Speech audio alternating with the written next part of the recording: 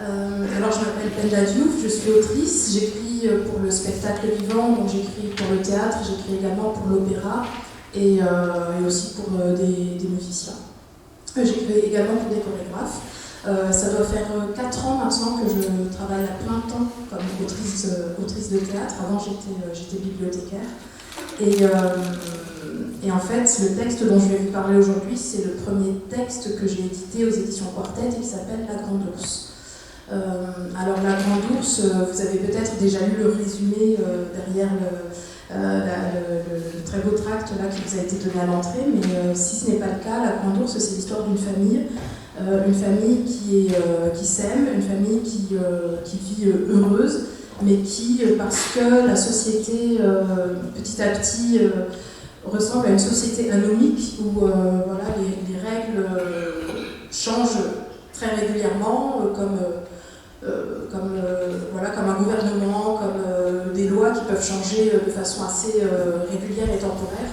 Cette famille est impactée en fait par cette société complètement déboussolée et il arrive que la mère finisse en garde à vue pour un papier de bonbons tombé par terre. Et c'est en partant de cette situation qui est à la fois absurde au départ que petit à petit j'avais envie de travailler sur la question à la fois de la résilience et de la résilience par l'imagination, par l'imaginaire et par la fiction. Et cette mère de famille, petit à petit, se transforme en ours. Voilà. D'où le titre La Grande Ourse. Alors peut-être pour commencer, je vais vous parler de la genèse de cette... Je vais rester assez debout en fait. Je suis plus à l'aise du coup. Je vais vous parler de la genèse de ce texte. L'écriture a été assez longue, hein. D'habitude les pièces de théâtre, on va dire qu'il y a 3 mois pour un premier jet et ensuite 1 an et demi, voire 2 ans de gestation. Ce texte-là, je l'ai commencé en 2006 et je l'ai terminé en 2008, et je l'ai terminé en 2016. Donc vous voyez le temps que ça a pu durer. Je crois qu'au tout début, la première idée de ce texte venait de la lecture d'un article dans le journal Libération. Et dans cet article, on parlait des caméras de vidéosurveillance, notamment de l'inauguration de caméras de vidéosurveillance à Londres. Alors on sait que Londres est une capitale où il y a énormément de caméras au mètre carré, et qu'en fait on peut faire tout un trajet de la maison jusqu'à son travail, jusqu'à l'école, en étant suivi constamment par différentes caméras de surveillance. C'est-à-dire qu'avec plusieurs caméras, on peut suivre tout l'itinéraire d'une personne, d'un individu allant d'un point A à un point B. Donc je trouve ça assez effrayant.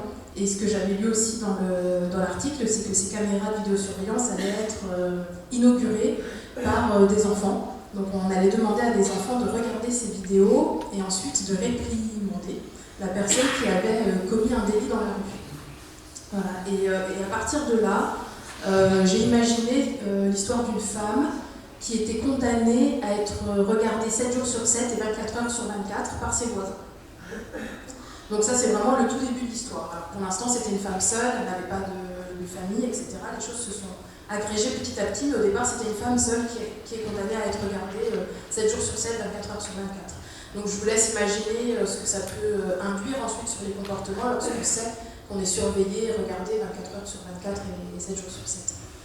Et ces personnages en fait de voisins regardant cette maman constamment comme ça, c'est devenu petit à petit des personnages que vous avez retrouvés dans la pièce tout à l'heure et qui s'appellent les mauvaises langues. Et donc les mauvaises langues, ce sont vraiment des personnages qui sont là, qui regardent ce qui se passe à l'intérieur de cette maison et qui commentent. Et souvent, lorsqu'on commente des choses, notamment aujourd'hui dans nos sociétés via les réseaux sociaux, etc., c'est pas forcément des choses très valorisantes pour l'individu. C'est souvent les commentaires, c'est plutôt de l'ordre des critiques, plutôt de l'ordre du jugement, plutôt de l'ordre du ragot, de la rumeur. Et c'était vraiment ce que je voulais faire entendre via les personnages de mauvaises langues. Ensuite, la deuxième grande source d'inspiration pour l'écriture de ce texte, après cet article dans Libération, ça a été la lecture d'un texte, d'un livre qui s'appelle Femmes qui courent avec les loups, de Clarissa Pinkola Estes, qui est une psychothérapeute et également conteuse d'Amérique latine et qui a écrit ce livre dans les années 70, où elle parle des contes et de la façon dont les contes peuvent être retrouvés sur les différentes parties du monde et sur tous les continents, et comment ces contes en fait peuvent voyager et ensuite s'adapter en fait au contexte environnant, et que lorsqu'on essaye de retirer un petit peu toutes les couches, finalement on retrouve la même ossature dans chaque conte et un peu partout dans le monde. Donc ça, c'est une partie de son travail. Et la deuxième, mais toujours liée à son travail de thérapeute et aussi de conteuse, c'est de se dire que pour elle, les femmes ont en elles une femme sauvage, et que cette femme sauvage-là, elle est d'une certaine façon bâillonnée ou réprimée par la société dans laquelle elle vit, du fait à la fois de la religion, du fait du patriarcat, du fait de plein de couches en fait, d'injonctions sociales qui empêchent les femmes de vivre pleinement leur féminité et leur instinct d'une certaine façon. Et ce livre, il a été assez déterminant pour moi, notamment dans l'écriture de la deuxième partie, parce que vous allez remarquer, il y a, on peut dire, deux parties dans ce texte. Une première partie qui est assez réaliste et absurde à la fois, où la femme va chercher son enfant à l'école et fait tomber ce papier de bonbon, et ensuite se retrouve en garde à vue. Et ensuite une deuxième partie qui est beaucoup plus de l'ordre du fantastique, de l'onirisme et de l'imaginaire. Et c'est du fait de cette lecture en fait de Clarissa Pinkola Estes que cette deuxième partie beaucoup plus sensuelle, sensorielle et ouverte voilà, sur le monde a été écrite. Donc ça, ce sont à peu près les deux parties. Et ce qui est intéressant également, c'est que cette deuxième partie, qui paraît beaucoup plus fantastique que la première, finalement, c'est la partie où la mère se révèle être la plus elle-même. C'est aussi à ce moment-là qu'elle renoue avec qui elle est, avec ses racines, avec son instinct, et qu'elle devient vraiment l'apogée ou je sais pas, le paroxysme d'elle-même d'une certaine façon. Cette femme, elle est accompagnée dans la vie de tous les jours par son mari, qui, semble-t-il, a une comment dire ça, son mari est dans une... il a moins réussi socialement, il a moins bien réussi également professionnellement, alors on comprend qu'il est plus ou moins au chômage, qu'il ne travaille pas, qu'il passe des entretiens, et l'entretien qu'il va réussir, c'est pour devenir un poulet, c'est-à-dire être un homme sandwich en fait, et faire la promotion d'un restaurant dans un supermarché. Alors qu'elle, il semblerait qu'elle ait un travail qui soit plus, peut-être plus valorisant ou plus valorisé dans la société. Mais ça reste malgré tout, malgré cette différence, on va dire, sociale, ça reste un couple aimant, ça reste un couple qui a été très solidaire, ça reste un couple qui a expérimenté aussi, dans une temporalité différente, les mêmes choses. C'est-à-dire que cet appel, j'en parlerai un petit peu plus tard, mais cette transformation de cette femme en grand ours, le père aurait pu également vivre cette transformation, parce qu'il a eu lui aussi une sorte d'appel, mais il n'est pas allé jusqu'au bout. Donc c'était aussi une façon de travailler sur l'idée du couple, sur l'idée d'un couple aimant et sur l'idée d'un couple qui ne ressemble pas forcément à l'idée du couple traditionnel où c'est le père qui réussit, qui ramène l'argent à la maison, etc. Là j'avais envie un petit peu d'inverser les rôles et de travailler sur ce mélange des genres. Le mélange des genres, il se fait également avec un autre personnage qui apparaît vraiment au moment de la transformation de la mère et qui s'appelle Mutunus Tutunus. Alors Mutunus Tutunus, c'est le dieu Priape. Et le dieu Priape, il est connu pour avoir un sexe démesurément grand. Et ce dieu-là, finalement, va participer de la transformation de la mère, mais pas dans le sens dans lequel on peut l'attendre. Je ne vais pas rentrer dans les détails pour pas trop vous dévoiler de la pièce pour celles et ceux qui ne la connaissent pas, mais l'idée de ce dieu Mutunus Tutunus qui a tous les attributs de la survirilité finalement, pour moi c'était important qu'il puisse d'une certaine façon montrer un côté féminin, maternel, voire maternant envers cette femme et l'aider dans sa transformation en ours. Et que pour moi ce personnage-là il représente la vitalité. Voilà. Ça va peut-être vous donner des clés pour tout à l'heure. Mais voilà, ce personnage, pour moi, c'est l'élan vital. Et l'élan vital, il peut se donner de plusieurs façons, bien sûr par la sexualité, mais par d'autres biais également. Et c'était d'autres biais que j'avais envie d'explorer là, dans la pièce. Ce couple aimant, le père et la mère, ils ont un enfant, un fils.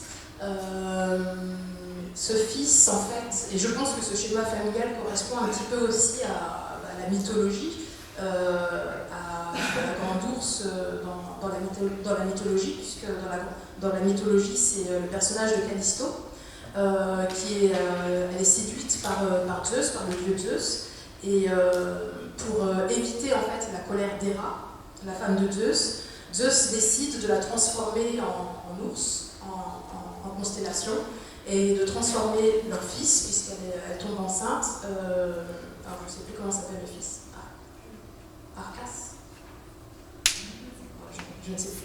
Mais bon, de transformer le fils en constellation également, et donc ils deviennent la grande ours et la petite ours. Donc on pourrait presque dire que ce texte pourrait être finalement une réécriture du mythe de la grande ours, mais beaucoup plus actuel, et également ancré dans une forme d'africanité, dans la mesure où on comprend aussi à la lecture du texte que les personnages ne viennent pas d'ici, en tout cas que la mère ne vient pas d'ici, parce que régulièrement dans le texte, et notamment à partir de la deuxième partie, il y a un personnage du griot qui vient régulièrement. Alors le griot, c'est vraiment le narrateur, et le griot dans les sociétés africaines subsahariennes de l'Ouest, d'Afrique de l'Ouest, ce sont des personnages qui ont un vrai statut social de raconteurs d'histoire.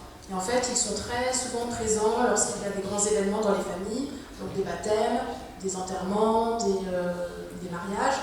Et en fait, ils racontent les hauts faits un petit peu de la famille, les moments glorieux de la famille. En fait, ils racontent un peu l'histoire des familles. Et il faut savoir aussi que les gens souvent sont assez pudiques.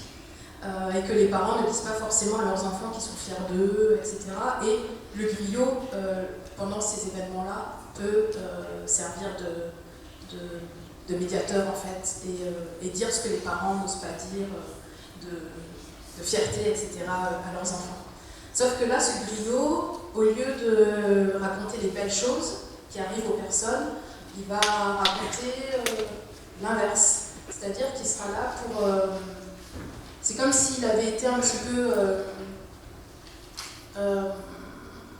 impacté, imprégné par notre société capitaliste. Et comme s'il s'était un peu vendu, comme s'il s'était perdu en fait dans l'offre de la loi et de la demande, et qu'il avait choisi de gagner sa vie. Et comment gagner sa vie? En racontant des histoires pas très jolies. Et il le dit lui-même, il dit qu'il apporte le malheur dans les maisons. Donc ce personnage du griot, il a une évolution qui est assez intéressante également, parce qu'au départ c'est vraiment un personnage qui est là pour raconter des mauvaises nouvelles, raconter des sales histoires, présenter au public des personnages qui ont fauté d'une certaine façon, et au fur et à mesure il se rend compte qu'il s'est perdu, que ce n'est pas son rôle initial, et c'est bien la rencontre avec cette femme, ses difficultés et aussi peut-être leur racine commune ou leur origine commune qui va décider de changer. Voilà. Donc c'est un texte qui parle à la fois d'aujourd'hui, d'ici, de la France, mais également de l'étranger, puisqu'il y a tout ce rapport au griot et à des histoires plutôt africaines. Il y a aussi tout un passage en langue wolof, donc c'est la langue qu'on parle à 90% au Sénégal, donc c'est une cantine qui est chantée par la mère en wolof, donc tout ça inscrit aussi ce texte dans un entre-deux entre l'Europe, la France et l'Afrique de l'Ouest. Voilà, j'avais certainement d'autres choses à vous dire, je regarde mes notes. Oui, encore deux choses. Ce qui m'intéresse aussi beaucoup dans les textes lorsque j'écris du théâtre, c'est la possibilité, la capacité de transformation des personnages, mais aussi bien des personnages que du public, et de me dire que l'art sert aussi à ça, à savoir à essayer de transcender le quotidien d'une certaine façon, de l'embrasser autrement et de découvrir peut-être je sais pas, une sensibilité nouvelle, un autre rapport au monde. Et je crois que c'est pour ça qu'il y a à chaque fois une transformation ou des transformations dans les textes. Par exemple, dans La Grande Ourse, c'est cette femme qui se transforme en ours. J'ai un autre texte qui s'appelle Gorgée d'eau, qui tourne actuellement là, en comédie itinérante à la Comédie de Valence. Et dans ce texte, c'est une mère et une fille qui, elles aussi, viennent de l'étranger. Et la mère a un bougainvillier, donc un arbre dont elle prend soin, parce que c'est un des seuls souvenirs qu'elle a apporté de son pays d'origine. Et en fait, elle en prend tellement soin que petit à petit, c'est comme si le bougainvillier devenait un personnage de la famille, et la fille, petit à petit, commence elle-même à se transformer en bougainvillier. Donc il y a ce texte aussi. Il y a un autre texte que j'ai écrit qui s'appelle Noir comme l'or, mais là qui parle de... Alors là, c'est une transformation pas animale ni végétale, mais une transformation presque spirituelle des personnages.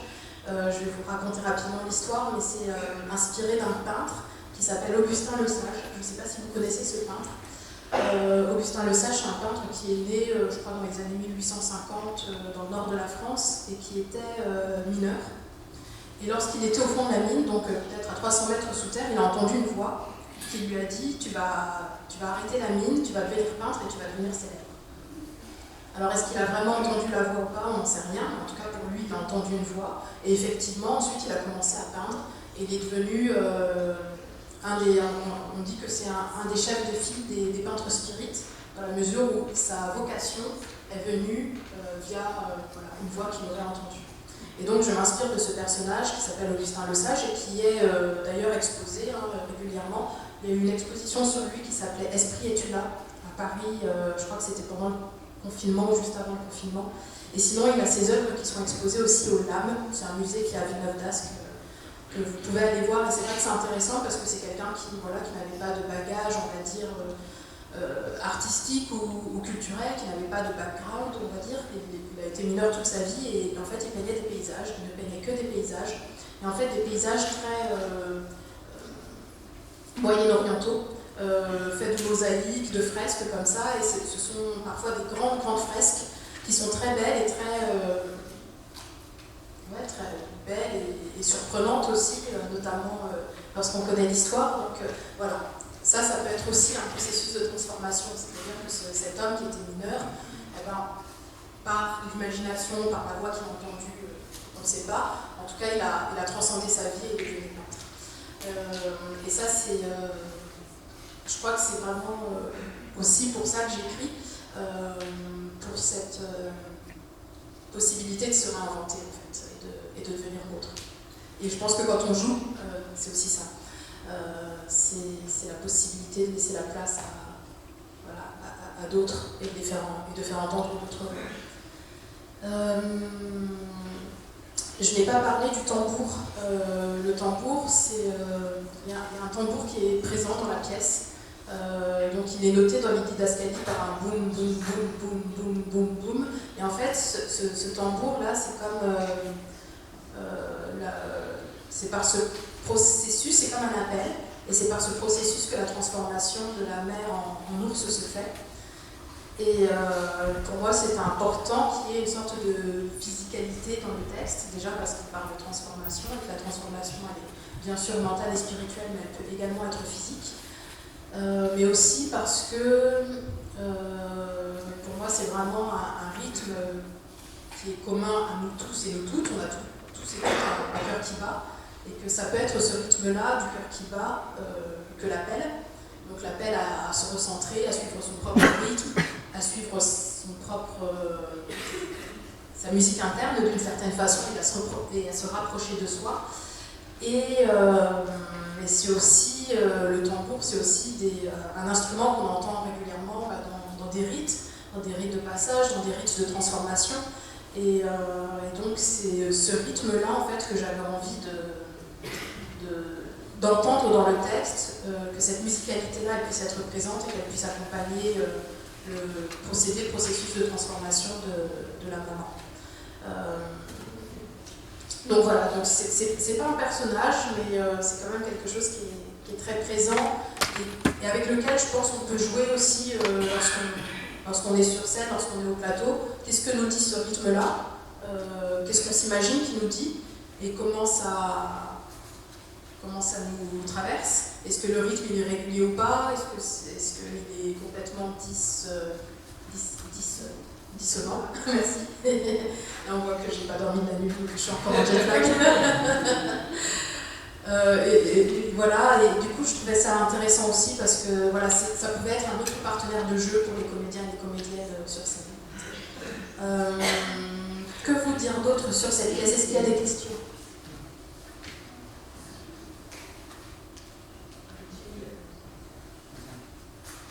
Pour l'instant, non. Peut-être vous dire également que j'ai eu la grande chance de travailler ce texte pendant 2 semaines à Londres, mais c'était après vous avoir rencontré au mois d'octobre. J'ai passé 2 semaines au Royal Court où le texte a été traduit et où j'ai fait 2 semaines de workshop autour de ce texte avec des comédiens anglais et metteuses en scène anglaises. Et c'était super et intéressant également d'avoir leur retour sur le texte et de parler aussi du contexte en France et en Angleterre, à la fois sur les thématiques abordées par le texte, mais également plus largement sur comment on écrit en France et comment on écrit en Angleterre, quels sont les types d'accompagnement pour les autoristes en France et en Angleterre. Et ça, c'était vraiment très très très intéressant et ça m'a aussi, je crois, beaucoup apporté. Et puis, ce qui est intéressant dans les workshops ou même parfois dans les temps de rencontre ou les lectures, c'est qu'on peut aussi avoir en tant qu'autoriste, on peut aussi découvrir des choses sur son texte, voilà, qui étaient parfois cachées, qui étaient implicites et qui nous sautent aux yeux pendant la lecture ou pendant le workshop. Donc ça, je trouve ça toujours intéressant et très riche. Et ce texte aussi va être monté donc en 2024, c'est pas tout de suite, c'est dans 2 ans, mais les temps de production sont souvent assez longs.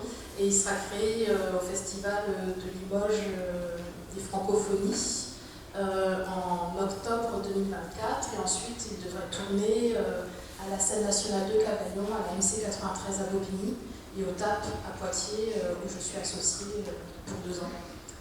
Et voilà, et le texte donc est édité chez Quartet.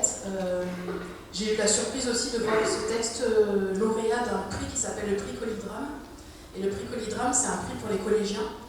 Et j'étais assez surprise parce que c'est vrai que j'ai écrit le texte en pensant plutôt à du tout public. Et puis il y a des scènes quand même assez dures. La scène de la garde à vue n'est pas simple. Il y a des scènes aussi où il y a une sexualité qui est explicite. Et du coup, j'étais très surprise que l'éditeur le propose pour le prix Colidrame, et encore plus surprise que les élèves choisissent le texte. Mais je crois aussi que ça veut dire que peut-être les thématiques les ont touchés, parce que ce texte parle à la fois d'exil, il parle d'immigration, il parle aussi d'amour, il parle de transformation. Je pense que les enfants adorent se transformer.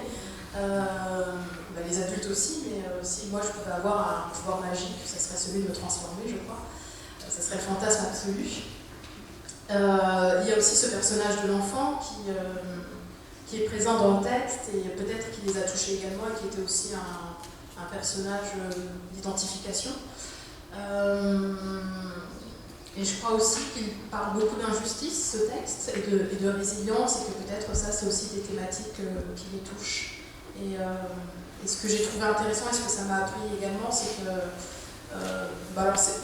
moi, c'est toujours pas un texte dit jeune public, mais je me suis dit que finalement, il n'y avait pas tant de différence entre les textes jeune public et les textes tout public, que l'important, c'était de parler à l'intelligence des personnes en face, l'intelligence des spectatrices, qui faisait 7 ans ou 77 ans. Et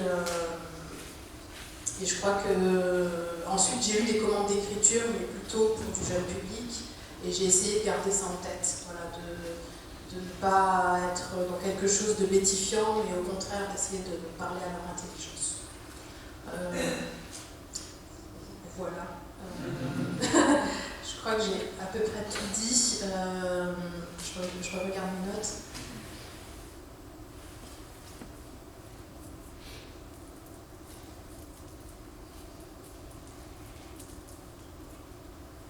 Ouais, je crois que j'ai à peu près tout dit. Mais si vous avez des questions, aussi bien sur le texte que sur le métier d'auteuriste ou d'autres, n'hésitez pas. Oui. C'est plus dans ton processus d'écriture, est-ce que tu écris à partir d'une forme de plan déjà établi, c'est-à-dire que tes personnages, tu les as déjà pensés à l'avance, ou est-ce que tu écris au fil du récit, de l'histoire, et tu te laisses la possibilité que les personnages apparaissent dans l'écriture? Non, souvent, lorsque je commence à écrire, j'ai un fil. Et ensuite, je me laisse la possibilité de remplir ce fil de telle ou telle façon. Là, par exemple, le fil, c'était vraiment une femme qui est observée par d'autres. Et au fur et à mesure, je me suis dit que ça pouvait être intéressant qu'elle ait un enfant et qu'il y ait un rapport avec cet enfant dans le fait qu'elle soit surveillée. Ensuite, je me suis dit que j'avais pas envie que ça soit une mère monoparentale, donc j'ai imaginé le personnage du père. Ensuite, au départ, pour tout vous dire, la toute première version du texte, elle était beaucoup plus réaliste. Après la garde à vue, en fait, et c'était un happy end. En plus, bon là, c'est pas non plus un... Moi, je dis rien, je vais pas spoiler. Mais oui, c'était vraiment un happy end et très réaliste du début à la fin pour cette... toujours tournant autour de l'absurde, mais quand même assez réaliste dans cette première version que j'avais écrite. Et ensuite, c'est le temps... le temps de l'écriture, le temps aussi de la vie, qui ont influencé l'écriture. Et là, je me suis dit qu'il y avait un shift à trouver, et notamment après une garde à vue, après un moment difficile, une altercation avec la police ou autre. Ça peut être autre chose, hein, là je parle de garde à vue, mais ça peut être autre chose, un trauma en tout cas. Quelles sources on peut trouver pour essayer de supporter tout ça. Et là est venue l'image de l'ours et de la transformation en ours. Et donc voilà, c'est vraiment, ça vient ensuite par petites touches. Mais vraiment, moi j'ai une écriture qui est très opportuniste. C'est-à-dire que tout ce qui m'arrive pendant mon temps d'écriture peut intégrer le texte. C'était assez flagrant, par exemple, pour Gorgée d'eau, le texte que j'ai écrit et qui tourne actuellement à la Comédie de Valence. Alors au départ, c'était une commande du TNS, du Grand T, de la Comédie de Reims et de la Colline. Et donc j'étais en résidence à Strasbourg pendant l'écriture. Donc c'était l'été dernier, en 2021. L'été 2021, j'avais 2 mois de résidence à Strasbourg au TNS. Et j'avais cette pièce à écrire, plus une autre, mais bon, en fait j'ai écrit que cette pièce, j'ai pas eu le temps d'écrire l'autre. Et un truc qui vient directement de ce que j'ai vécu là-bas. Alors, pour ce texte, j'avais envie de 2 femmes. Alors, j'avais 2 personnages. On m'avait dit, tu auras 2 comédiens, pas plus. Donc, je me suis dit assez rapidement que c'était 2 femmes. Et comme la question de la transmission qui est présente dans La Grande Ourse, mais c'est quelque chose qui revient aussi régulièrement dans mes textes, je m'étais dit qu'il y aurait une mère et sa fille.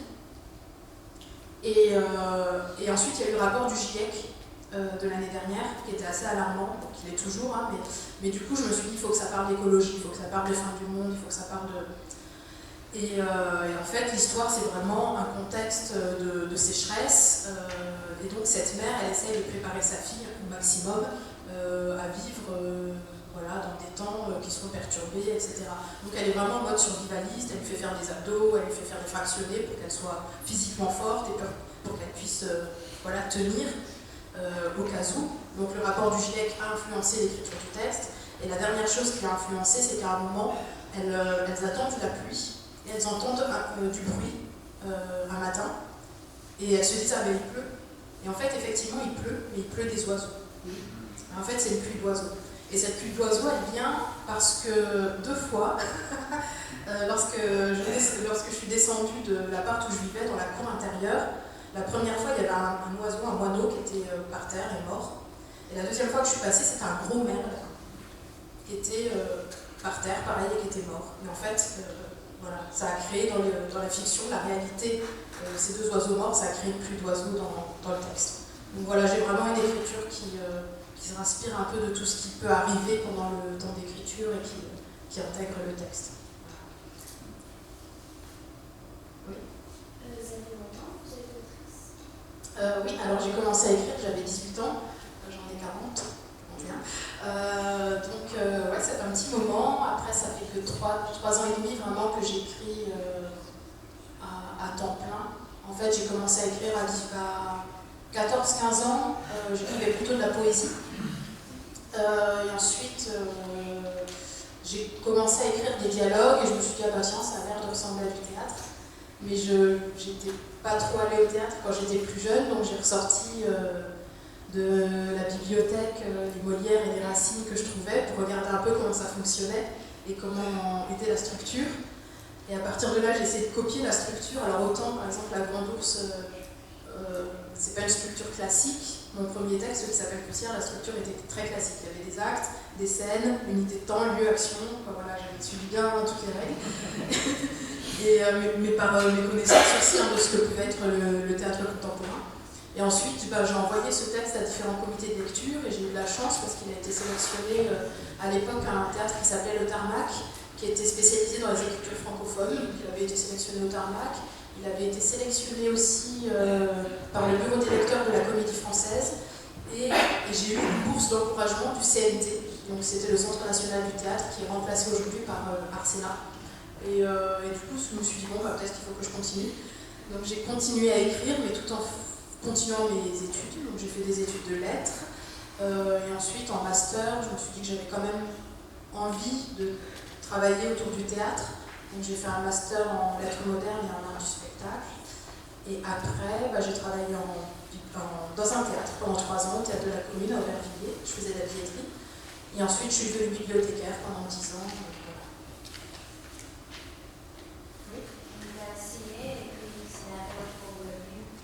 Est-ce que j'ai déjà écrit des scénarios alors j'ai écrit la voix off d'un film qui s'appelle Le Voyage de Thalia. C'est un film qui est sorti en Belgique cette année et puis là qui tourne un peu dans différents festivals internationaux et qui a pas mal de prix d'ailleurs, donc je suis assez contente.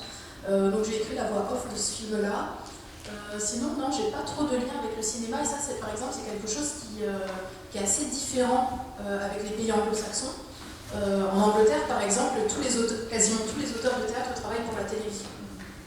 Parce qu'en tant qu'auteur de théâtre, il n'y a pas de système déjà d'intermittence, même si les auteuristes en France ne sont pas intermittents. Mais là-bas, il n'y a pas de système d'intermittence. Et puis, pour réussir au théâtre, il faut être vraiment, vraiment bien installé. Donc, très souvent, les auteuristes travaillent aussi pour la télévision. Lorsque j'étais au Royal Court, j'ai rencontré une autrice de théâtre qui travaillait aussi pour Netflix, qui était scénariste pour Sex Education. Donc, dans les pays anglo-saxons, ça se fait beaucoup. J'ai l'impression qu'en France, la passerelle, elle est beaucoup plus difficile à. C'est vraiment 2 mondes quand même assez différents. Et je trouve que la passerelle est difficile à passer. Ouais, moi ça m'intéresse. Moi j'aime l'écriture. J'aime l'écriture. Donc écrire pour l'opéra j'aime beaucoup, écrire pour des musiciens j'aime beaucoup, pour le théâtre j'aime beaucoup. Après j'aime la poésie, j'aime. Peut-être j'aimerais écrire un roman un jour. J'aime l'écriture sous toutes ses formes. Après c'est vrai que l'idée d'écrire pour le théâtre elle est aussi intéressante parce que pour ce que je disais tout à l'heure, c'est du vivant en fait. Et que même si on a participé à une étape, c'est un travail vivant et collaboratif. Voilà. Donc après, il y a d'autres personnes qui prennent en charge et qui peuvent donner leur propre interprétation du texte et ça fait ça. Je trouve ça merveilleux. Oui. Et du coup, vous pouvez vivre à 100% grâce à ce que vous écrivez, vous devez avoir un outil plus classique. Alors moi maintenant je vis mon travail, en sachant que mon travail, il y a à la fois la partie, les auteurs de théâtre globalement, ils vivent de leurs textes, mais après il faut savoir que les droits d'auteur c'est pas énorme sur les livres, on a 10% sur les droits d'auteur de livres à peu près.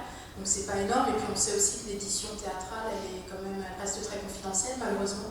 Quand on va en bibliothèque ou en librairie, les textes ils sont très souvent à côté de la sortie ou sous l'escalier. Il faut vraiment aller les chercher, donc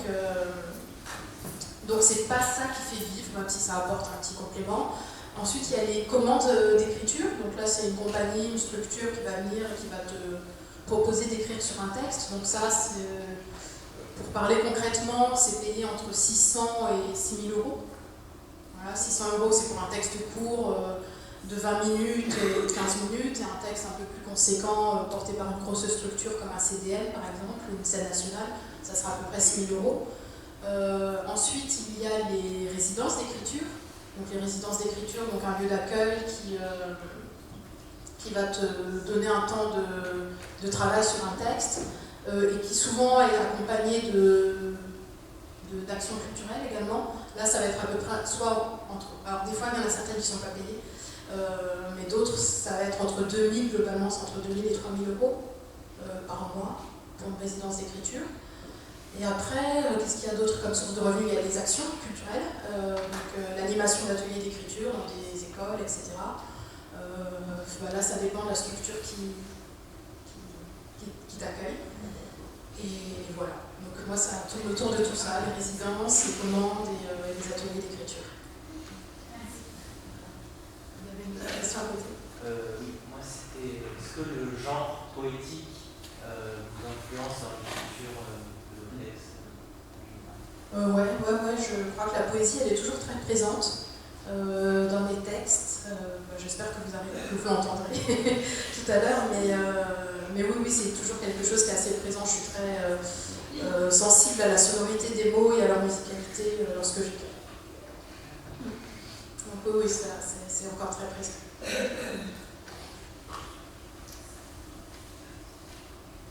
Et en poésie, quels sont les auteurs, autrices qui t'accompagnent en poésie, qui t'inspirent justement? Alors, quand j'ai commencé, c'était beaucoup Baudelaire.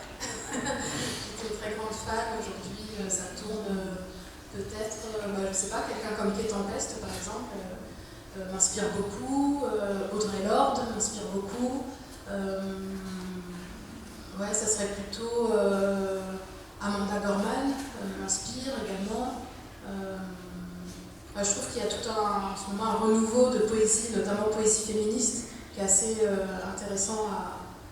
Ropicore aussi m'inspire beaucoup. Donc voilà, c'est peut-être je sais pas, c'est l'émergence de ces femmes poétesses là actuelles aussi qui me parlent. Et je trouve que c'est intéressant pour ça aussi les réseaux sociaux, et notamment Instagram, c'est qu'il y en a pas mal qui ont commencé sur Instagram et qui ensuite ont édité leurs livres. Quelqu'un comme Guy Miss, qui a commencé sur Instagram et qui a sorti son deuxième recueil de poésie là, il y a une semaine ou deux. C'est quelqu'un qui m'inspire aussi.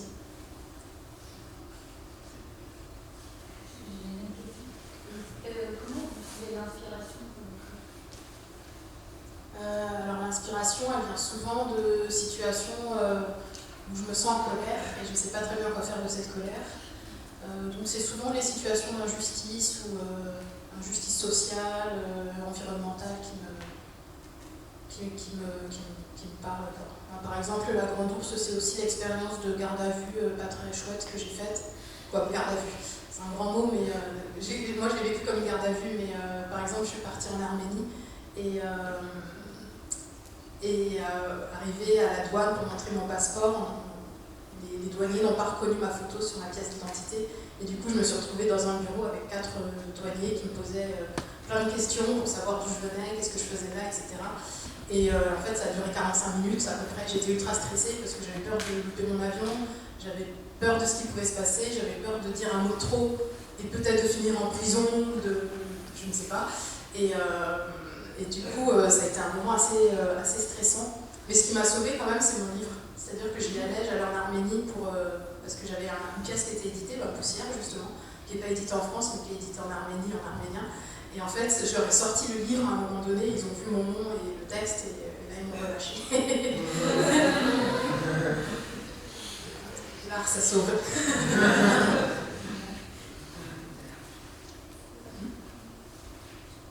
Est-ce qu'il y a une dernière question? Sinon, je crois que c'est le moment de la pause. Oui. Vous écrivez avec plusieurs langues? J'écris, pardon. Vous écrivez sur plusieurs langues le texte? Non, j'écris en français la plupart du temps. Alors après, c'est vrai que j'essaye de faire référence à mes langues d'origine, qui sont le Wolof et le Baoulé, que je parle pas bien d'ailleurs, que je comprends. Pour le Wolof, que je peux comprendre, le Baoulé pas du tout. Mais parce que j'aime bien aussi l'idée de cette interaction-là, et puis que ça me constitue aussi. Mais sinon, non, je n'écris pas d'autres langues. J'aimerais, mais je n'ai pas cette capacité-là pour le